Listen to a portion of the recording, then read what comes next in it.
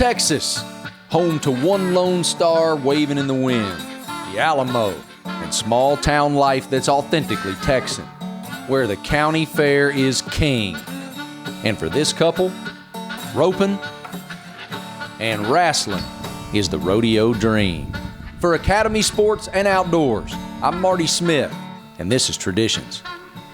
What was your first competitive experience in rodeo? When I was probably 3 years old, my dad stuck me on a sheep to do mutton busting. 3 years old? Probably. You wear a helmet. Meet Brianna Lehrman, a junior at Texas A&M University. She's a calf roper and a barrel racer, and she's really good at both.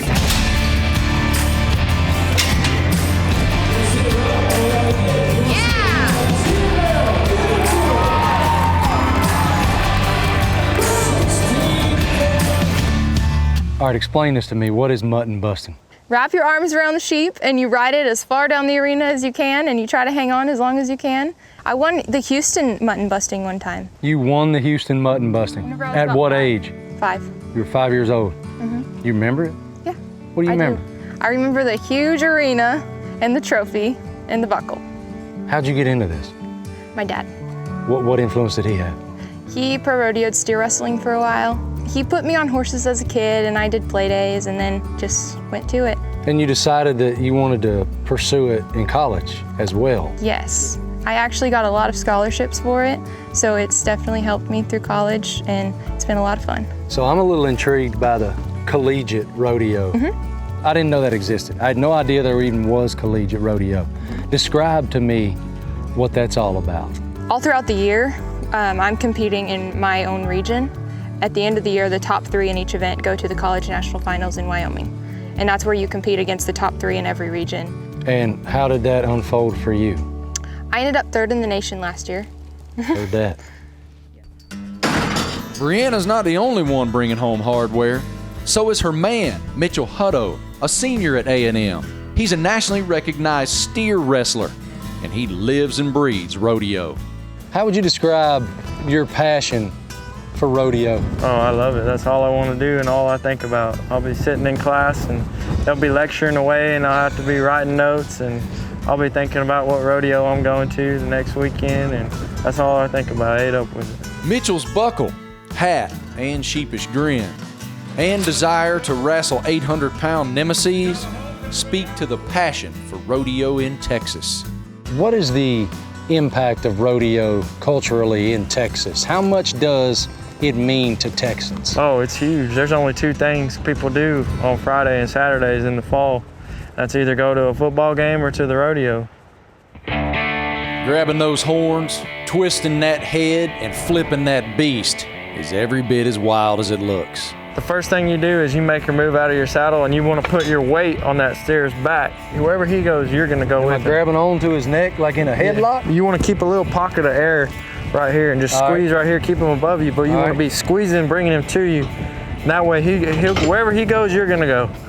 And then you want to catch this one with your thumb down like that, and then you want to drive your right shoulder through his right horn like that. And you want to be lifting to your left ear with your whole shoulder like that.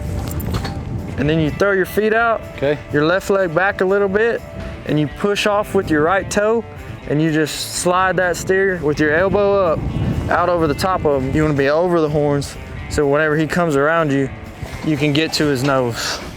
I'm coming off the horse, and I'm getting in here. Yes, sir. I'm leaving my pocket, Yes, sir. I'm coming right here. Yes, sir. Right? And then I want to come up like this. Yes, sir. And then I do this. Yes, sir. How was that form? Pretty good for a first timer. Yes, sir. I can't imagine what it's like to really do it. Oh, well, your opportunity's right here. We got one in that chute right there. You're kidding me. Well, he's waiting on you right now.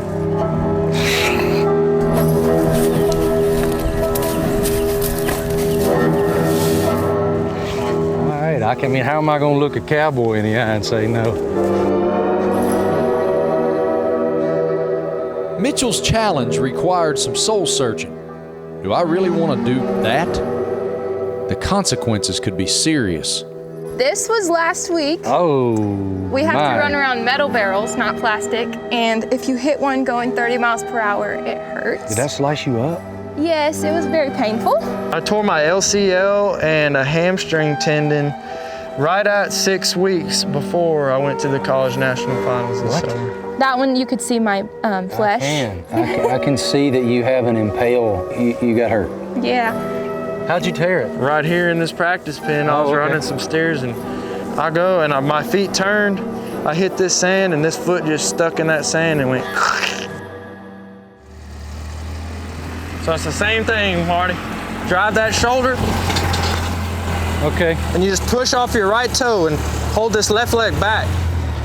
Basically, picking up and just placing yourself. Picking up and pushing down. Yeah. Yep, stay over him. Push with that toe, right toe. Push with that right toe. I'm trying.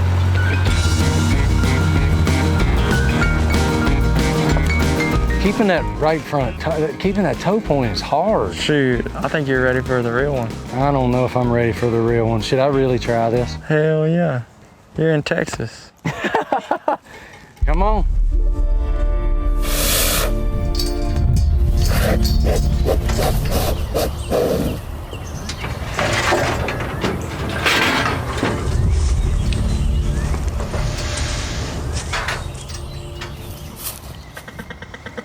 I mean, I'm gonna try this one time, you hear me? One time.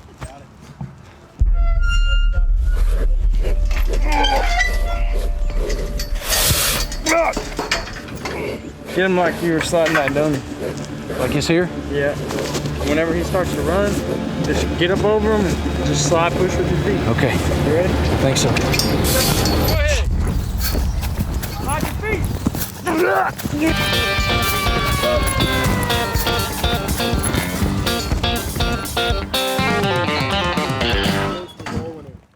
He got me in the rib and I tapped out. I was embarrassed. My technique was terrible from the beginning. You were just kind of behind the horns, really, instead of in them over the top of them. Well, that's gonna be my rodeo legacy, is behind the horns. That's how you get your competitive stuff flowing. I love it. And man, that is quite a rush. I can't imagine doing it in front of people. Wow. It's a lot. And off a horse? It's a lot about jumping off a horse.